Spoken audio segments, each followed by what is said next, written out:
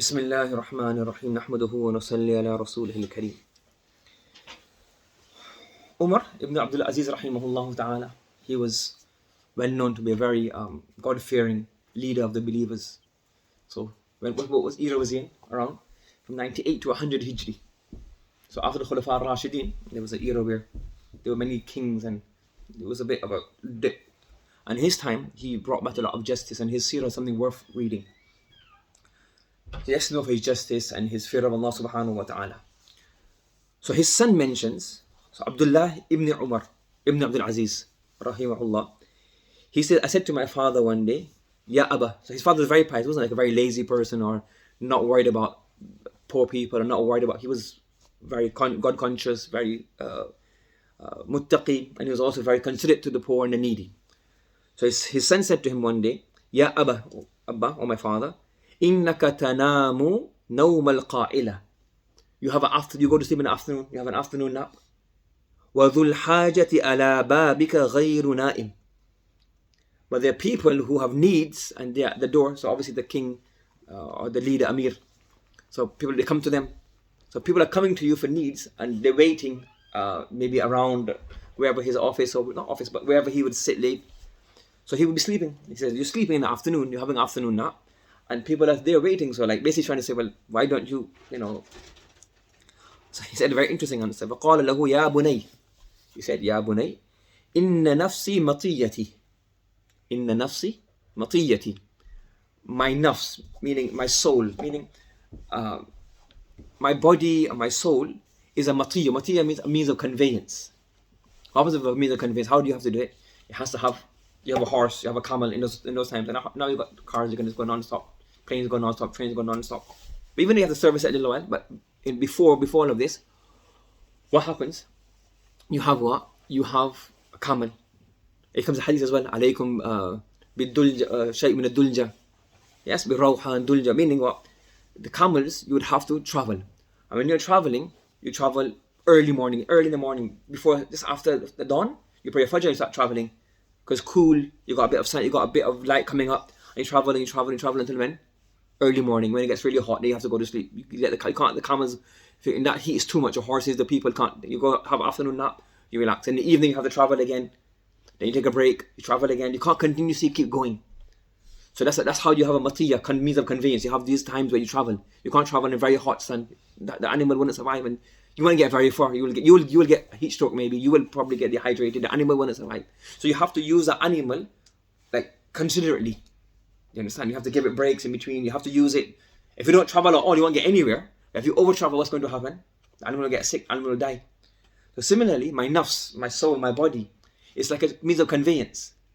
I want to go somewhere with it, but it also needs rest. It also needs to have a break, a water break. It needs to have a sleep. It needs to have this. So yes, ya bunayya inna nafsi matiyati. My nafs is my conveyance. فَإِنْ حَمَلْتُ عَلَيْهَا فِي التَّعْبِ حَسَرْتُهَا. If I were to burden my soul so much, in the end of the day, consequentially, I will end up restricting it from doing what? I would do what? He said, بَلَغْتُ بِهَا أَقْصَى غَايَاتِ الْإِعْيَاءِ. Meaning, it will become helpless. If you overburden yourself, I will not be able to do anything afterwards. So yes, there are people who are there, but my nafs has my need. I need to sleep. I need to eat. I need to do things. So sometimes you need to remember that we may have a need. In the dunya perspective, you may have a doctor. You may have somebody, you may be sick, you may need him, but the doctor, here you have the NHS and you have like appointments. Sometimes in other countries, people like have the phone numbers of the doctors. There's phone number anytime and all the time. It's like sometimes they need to have, they have families, they have sleeping time. They just go at them. Similarly, ulama is like, their duty is to serve the ummah, but they also have their own necessities. They're human beings as well. They have to sleep, they have to eat, they have families, they have to go shopping, they have to buy stuff, they have their needs as well. And nowadays as well, a bit more is, even an alim in a big city, pre-modernization, before internet, before phone, in a big city, he will still be very busy because many ulama, many people come to him. That's why, for example, says that, like certain leeways they give for the mufti. You can excuse from this. Why? Because people are always asking you questions, so you can leave this out, because he's very, very busy. So even then, nowadays when you have people who are famous on the internet, you're trying to get the emails, or you're trying to get them. It's like almost like even many there's so many people asking so many things or trying to get in contact. It's almost impossible for them to reply to everybody. Like, because everybody wants to go to the most famous person and the person who's most well known. And it's like, it's not you dealing with one city or one village, it's the whole world. So the amount of messages people receive that you can't keep up with it. So you have to consider that. Do I really need to contact this person? So sometimes even sending a message of shukr is wasting their time. You have to thank people. Jazakallah, I benefited from your lectures, I benefited from your bayans. But sometimes they receive so many of those, like, they have to like maybe employ somebody to read those. You see somebody, you go haram, you see somebody who's very famous. Now, everybody wants to like shake Sudaisa's hand, or shake Shuraim's hand, or shake Fulan hand. Yes? If Muftaki Usmani comes, so everybody wants to shake his hand now. You're only one person. To you, you're thinking, oh, it's going to take me 1 second, or 2 seconds, or 5 seconds. But if you've got 20 people with 5 seconds, you can't do stuff. So when you're trying to do tawaf, imagine like a normal person, you're trying to do tawaf. And every time you're trying to tawaf, what happens? You're trying to shake that person's hand. Like, he's trying to do tawaf, he's engaged with Allah subhanahu wa ta'ala, trying to do his dhikr, trying to do his tilawah. Imagine Masjid Nabawi, and you see somebody who's very famous, and he's reading the Quran. Now you're just going to go there for 1 to 2 minutes, and not even say anything, not even 2 minutes. You're just going to go there, Assalamu alaikum, shake his hand, that's it. But if 100 people do that, 100 people know, now with the internet, people know people's faces, people's look, that person is going to be like completely like gone. And nowadays, okay, even if you shake somebody's hand, that's one step, okay, no, Assalamu alaikum, make dua for me, that's something. That's one selfie. If you want selfies, it's like, so what you're doing is like, not being considerate to people. Let them do their jobs. Let them do what they need to do. Like, so even as I'm saying, so you should, you say, so Jazakallah, even that is useful. Sometimes like, even that's a waste of their time, because too many people telling them all the time. Just benefit from their lectures, benefit from their books, benefit from what they have. And if you are close enough and you're that person will benefit from your conversation, that's fine. If not, then it's best just to leave them alone.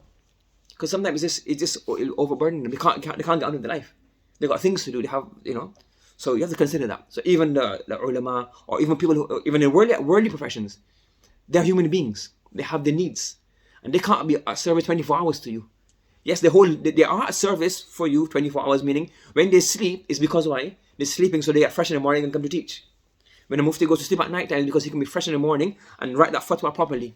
When a person says, no, I can't meet you right now, it's because he's preparing a lecture, so he can give the lecture, it'll benefit hundreds of people. And you're coming saying, well, I need to speak to you, one person, you have one masala. So if he comes to you now, he can't prepare his lecture, he can't do all that. So you have to be considerate to all of these things. You understand? So even though I say, so he says, inna nafsi matiyati, I need to have a rest. They say we have to give the camels a break, you have to feed them. I said, I need to give myself a rest. So we should keep that in mind. Keep that in mind when we're dealing with other people who are quite famous or who are significant people and they have very busy schedules. Subhanallah wa bihamdi, subhanakallahumma wa bihamdika, wa nashhadu an la ilaha illa